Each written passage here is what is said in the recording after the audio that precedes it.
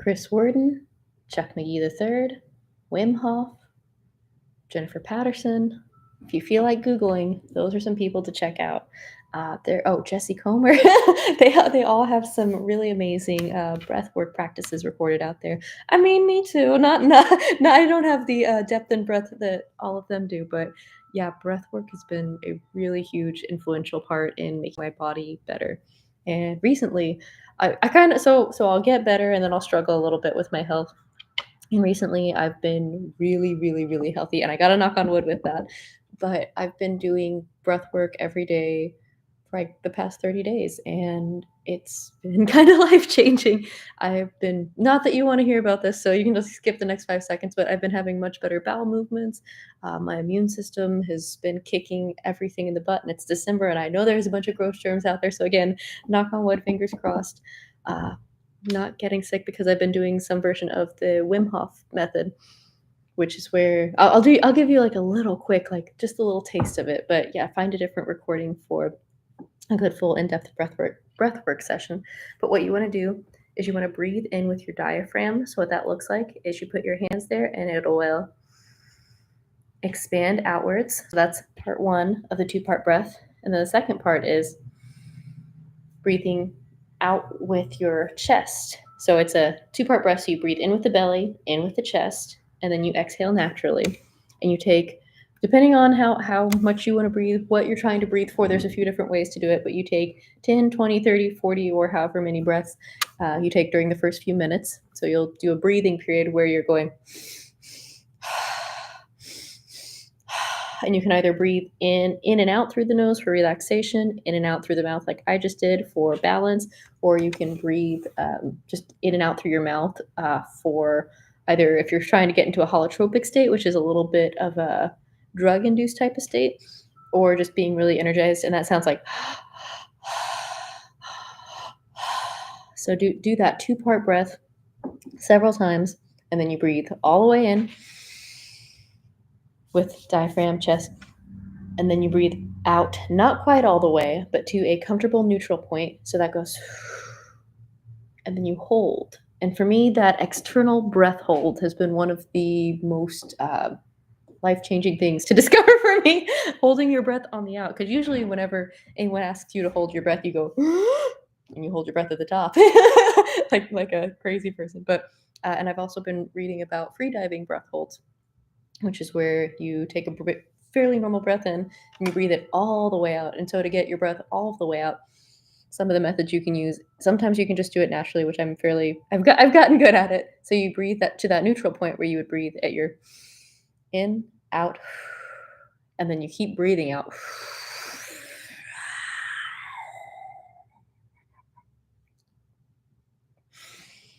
To get all of the air out of your lungs, which is, I think, another really good thing too. And this is me guessing because I don't know. I haven't done the research on it for this part of it. I have done a lot of other research on breath work, but I'm guessing you get all of the CO2 out of your lungs is why you do that super exhale. And then you breathe all the way in with a really big full breath to hold your breath. If you're going to try something like freediving, which I don't recommend. I'm not certified. I can't recommend that. But I've been doing a lot of free diving breathwork exercises to increase my lung capacity. I've also been diagnosed as borderline asthmatic. I'm not officially asthmatic, but being underwater is usually where my asthma shows. And so doing breathwork practices for underwater has been really helpful. And then if you're trying to do underwater modeling, which is not exactly easy, but breathing almost all of your air out to that neutral point helps you go down and model underwater so you're not constantly bobbing to the surface. Fun fact, it's kind of hard to get down there and drown. So if you like playing in the water but you've been afraid of the deep water, here's your PSA to not be so afraid of the deep water, but to trust in your breath and your body's ability to be buoyant. And even though I say I do not float, I do float a lot.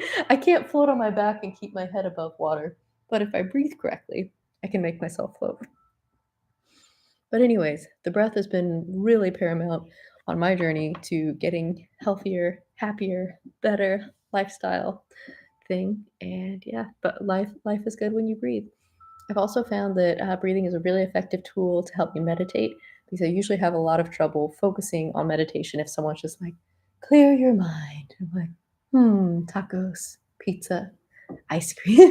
Like, clearing my mind is not an easy thing to do. But if someone says, focus on your breathing, there's plenty of things for me to think about where it's like, I can control my breathing and utilize my breathing to help me breathe deeper and better. I can feel the sensations on my nose. I can think about breath work and inhaling and exhaling and holding. Excuse me. And when I come to a breath hold, either an inhale or an exhale, I find a really it's like an intense state of calmness slash also anxiety. And that's a nice thing to try to work with your breath in overcoming that anxiety that can be caused by holding your breath. But you're kind of in your head, kind of working through like, okay, I know we're gonna have to be either if you're underwater, and I'm not underwater, I'm on my couch for most of this, but it's a conversation I have based on, okay, you are gonna be in the water again, so think about this for later. But I like, really get to clear my mind and think about, okay, calm, breathe, floating, happiness, contentment. So yeah, it's a good thing to do. So if you're thinking about what practice to start with, I would definitely recommend breathing. Oh, so the rest of the Wim Hof breakdown, I kind of got distracted. So we did that in and out thing. And so when you go, you breathe out to neutral and you hold it there as long as you can, ideally at least 10 seconds. If you're good at holding your breath and you're not asthmatic, then keep going 20, 30, 40, 50 seconds, a minute, holding your breath out of your body. So that's a full exhale of breathing in, breathing out, holding. And then after you do that initial hold, you breathe back in, and then you hold at the top for 10 to 15 seconds. And that allows the nitric oxide that was created during your external retention to be absorbed back by your body. And then you dive back in and do about 5 rounds of that, where you do the 10, 20, 30, 40 breaths in and out, 2-part breath. Then the exhale, hold the air out, inhale, hold the air in, and then breathe again. Keep going back and forth. Hello, welcome, and thanks for watching. Hope you have a great day, and we'll talk soon. See ya. Bye-bye.